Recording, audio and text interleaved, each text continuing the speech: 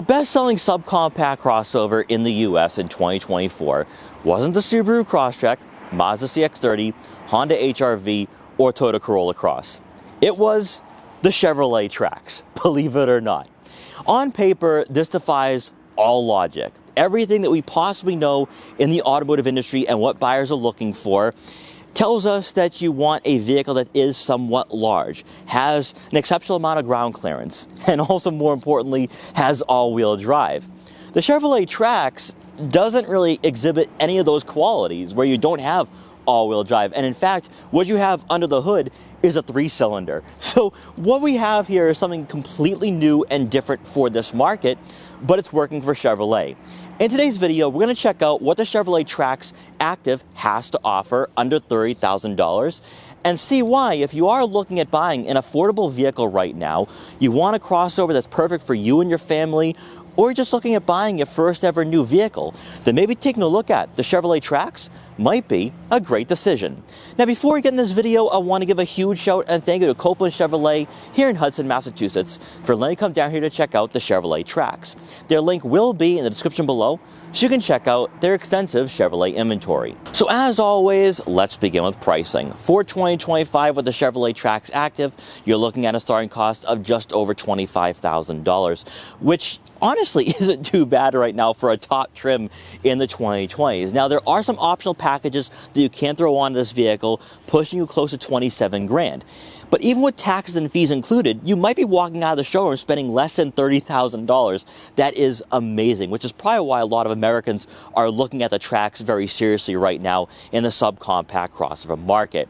Now, for a vehicle in this segment, though, I think a lot of buyers look at these crossovers and say, all right, they're going to look cheap, they're going to drive cheap, and they might even feel cheap for the interior. Well, since we're taking a look at the exterior, let's talk about that for a minute, because what you have here with the Trax is something a bit more unique, kind of like the Subaru Crosstrek, where it is somewhat of a lifted station wagon, more so than being a smaller compact crossover or just a crossover in general. Mostly because when you take a look at its dimensions, it's very long, and also you don't have a lot of ground clearance here.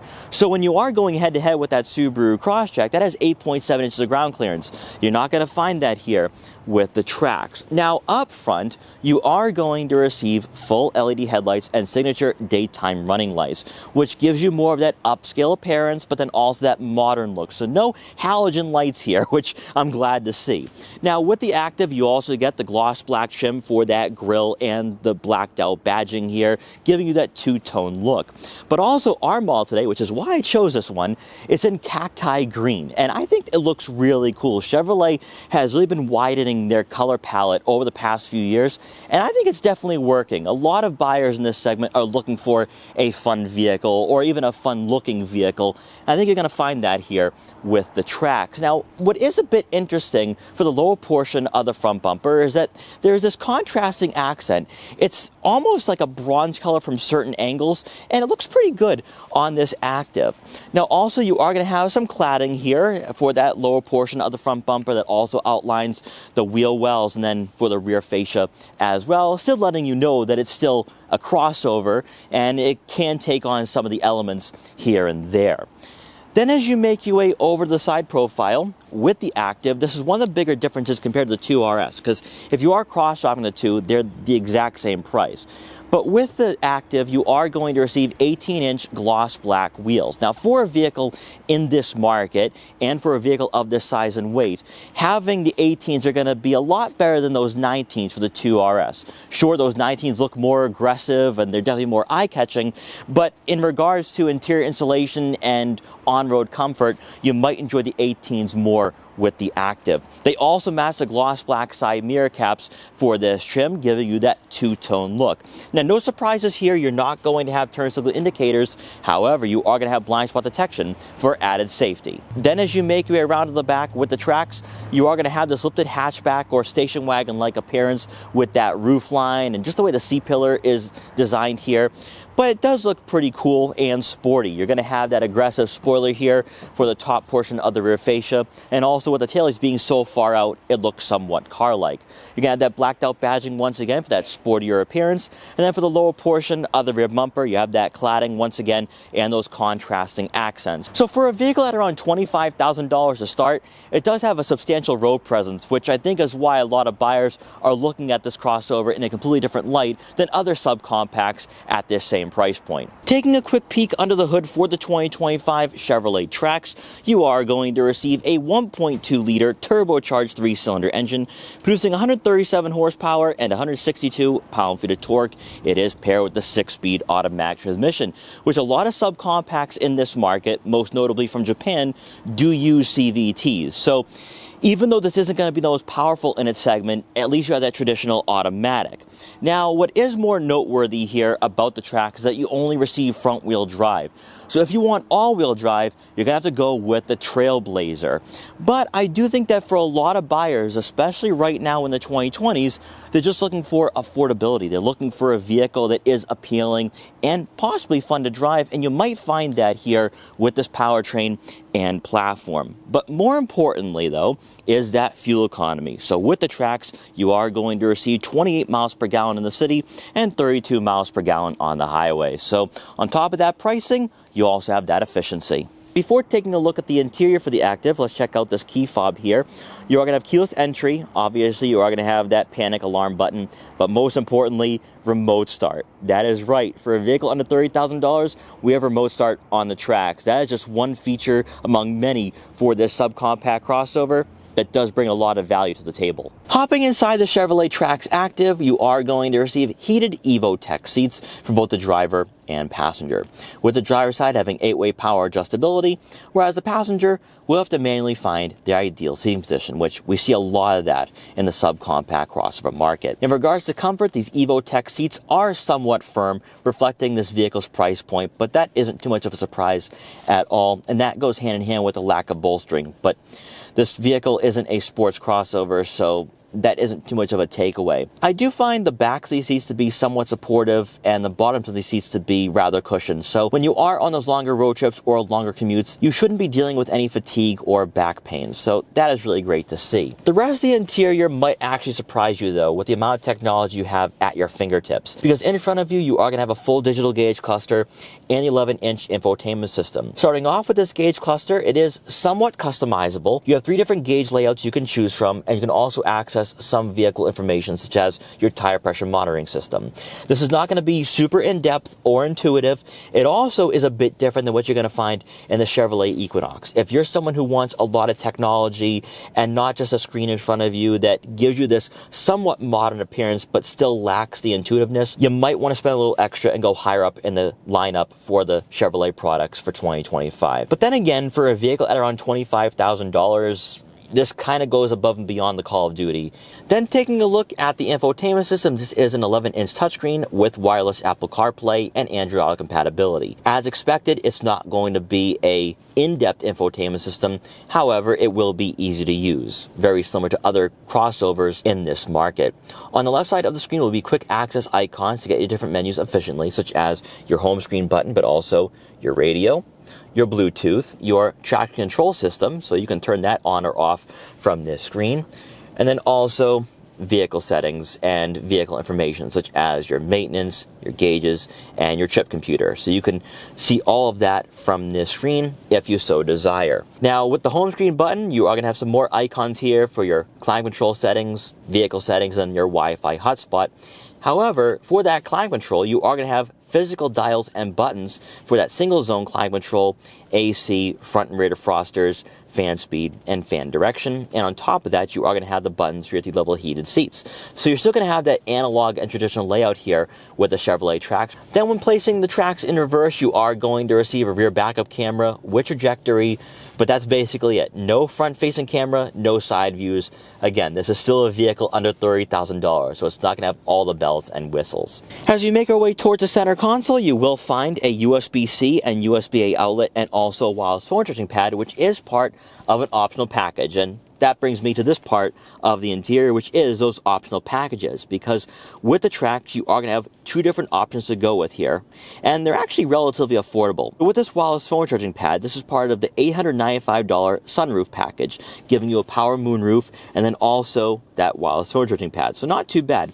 But then there's also the driver confidence package, giving you rear park assist, rear cross traffic alert, lane change alert, and side blind zone alert, along with adaptive cruise control, which for under $800 or at $800, that is not too bad. So in total, you're spending roughly $1,700 for those optional packages and features. That isn't too bad. Then for the center console, you will find a traditional gear shift knob. Love to see that.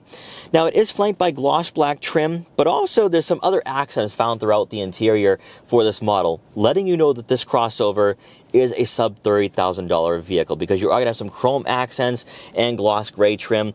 Now, I know what you're thinking, a lot of this is going to be very difficult to clean, but then again, keep in mind that for a vehicle in this segment, this is rather common. Now, you are going to have a little storage cubby here for some smaller items, maybe a wallet or two or some loose change, but you are going to have a center storage compartment, which is deep enough for some smaller items. I actually think you could throw in a small water bottle or two, which is great to see for a vehicle in this segment. Then for passengers in the second row, one of the biggest complaints most buyers have in the subcompact crossover market. It's the fact that they're not family friendly. They're not conducive. You can't squeeze in a third person in the center, and having taller passengers in the back might not work because they will be hitting their head on the headliner. Now, with the Chevrolet Trax, it does address one of these problems, and that is legroom. So across all 5 trims for 2025, you're going to receive right around 38 inches of legroom, which, to put that into perspective, isn't too far off of a Honda CR-V, Toyota RAV4, or a Volkswagen Tiguan. Now, don't take that out of context, because this is still a subcompact crossover at the end of the day. But if you are someone who needs a vehicle under $30,000 and you have that growing family, the Trax is a great alternative and an affordable alternative. Now, this seat is adjusted, not all the way back, but it is a little further back than the driver's side, and I have plenty of legroom here. So I think if you have smaller kids or even average-sized adults, everyone should be comfortable. On top of that, for the floor itself, you don't have a center hump, obviously, since this is a front-wheel drive vehicle, and I think you can squeeze in a third person in the center. Obviously, this is not going to be a Chevrolet Equinox. This is not going to be like a Chevrolet Tahoe. So it's still going to be cramped. You might be fighting for that elbow room, but not too bad at all comparing this to a Subaru Crosstrek, Honda HR-V, Toyota Corolla Cross, and then of course the Mazda CX-30. In regards to headroom though, the Trax does have that lower roof line. You could look at this vehicle as being a lifted station wagon. And with that, I think that taller passenger on the height of 6 feet tall might be hitting their head on the headliner. But again, that is something you would expect for a vehicle in this market. Also back here, you do have one USB-C and one USB-A outlet. No center-mounted air vents. That isn't too much of a surprise at all for a vehicle under $30,000. And also, one thing I want to take note of here is that you do not receive a center armrest with 2 cup holders, but there are cup holders on the door panels. Making our way around to the back one more time to take a look at the rear cargo area. Surprisingly, you do not receive a power liftgate. You can't have it all for a vehicle under $30,000. However, you just might, because behind the second row seats, you're looking at right on 25.5 cubic feet of room. This would outclass the Mazda CX-30, Subaru Crosstrek, Honda HR-V, and other vehicles in this market and price range. So if practicality is what you're looking for, you are going to find that here with the Chevrolet Trax, as we talked about with the second row. But it does get even better than that, because when the second row seats are folded, you're looking at right on 54 cubic feet of room, which again is still going to be at the top in its segment. So if you don't need a vehicle the size of the Equinox, or you don't want to spend over $30,000, all you're looking for is a practical and affordable daily driver, you're going to find that here with the Trax. Now, on top of all of this, for a vehicle under $30,000, you also get a spare tire. So if you encounter a flat on those road trips or travels, you can fix that and be back on the road. I do want to take note of one thing though, it's not a full-size spare, so keep all of that in mind. Having gone through all the main selling points for this subcompact crossover, the interior space, overall practicality, the technology, and the list of features for the price, those are 4 reasons right there as to why this subcompact has taken over this market in 2 very short years. But for the driving experience though, there's a couple pieces missing to the puzzle. No all-wheel drive, and somewhat of a lack of ground clearance. So it's not going to be super competitive to a Subaru Crosstrek, which is why I still think the Crosstrek at around $26,000 is the better choice, just from a on-road driving perspective. We can go back and forth on technology, interior features, and practicality. But it's a driving experience, though, where I don't think the Trax is the best in its market. Also, as we're experiencing right now on the highway at around 65 miles an hour, there's a lot of road noise here, even with the 18-inch wheels, and you feel the lack of interior insulation. However, because you don't have the all-wheel drive system, it does feel somewhat light on its feet. And because of that, it's not going to feel slow or lethargic.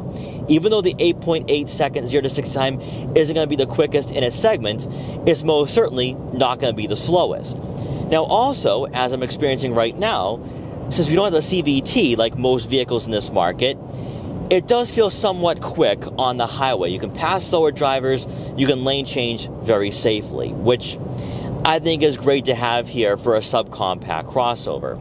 Now, also on top of all of this, it doesn't have that stereotypical econo-box feel. It doesn't feel cheap for the interior being behind the wheel. It doesn't feel unrefined. Now, I still think that by going with the Equinox, that'll be a better choice, but then again, you're spending over $30,000. So that is going to cost you about $5,000 or $6,000 on the lower end for that Equinox. However, as a daily driver, as an affordable family hauler and commuter, I like what this vehicle is offering though. Now, when you are cruising around the city and suburbs, this is where the interior insulation isn't so bad. It's not egregious in regards to the exterior road noise. Also, I can hear that wind noise too, so definitely temper your expectations hopping into this vehicle for the first time. Now, with this suspension, it is tuned primarily for comfort, so you're not going to have a sports crossover experience. However, when you do go over the bumps and imperfections, it does handle them quite well. When you're in the corners, because you don't have the all-wheel drive system, it has that light sensation, so it does feel somewhat agile. It feels somewhat sporty, but it's still not going to be a sports crossover. But comparing it to its closest rivals, I think it's a bit more fun. So you are sacrificing the ground clearance and the versatility for that fun factor that you're not going to find in the HR-V, possibly in the Subaru Crosstrek, and also the Toyota Corolla Cross. So it's a give or take here with this model. In regards to overall visibility, a nice panoramic view. A-pillars are not really that aggressive, so you shouldn't have any blind spots when you are approaching intersections or red lights. Then taking a look at your side mirrors, they are decently sized. I can see what's in my blind spots and the lane next to me. And looking out back, you have that hatchback-like rear fascia, so a lot of visibility there. In regards to seat positioning, you do sit relatively high up in this model, so you don't feel like you're in a car or connected to the road in that sense. So you're going to have that safety aspect that you might be looking for out of a crossover of this size. Overall, though, what you have here with the Chevrolet Trax is a subcompact crossover that gives you all the intangibles, but not going to give you everything at the end of the day. I think that with a Turbo 4, this would be a very fun vehicle to drive. With the all-wheel drive system, it gives you that versatility and will be very competitive with other subcompacts. But then again, when you take a look at those sales figures, this becoming the best seller in the subcompact crossover market, I have to rethink all of that. Maybe buyers aren't looking for all-wheel drive. Maybe they're not looking for a power liftgate. Maybe they're just looking for an affordable and efficient daily driver. And you have that here with the Chevrolet Trax. So guys, I hope you enjoyed this quick review for the 2025 Chevrolet Trax Activ. If you did, please like, comment, share, and subscribe for more, and I will see you guys next time.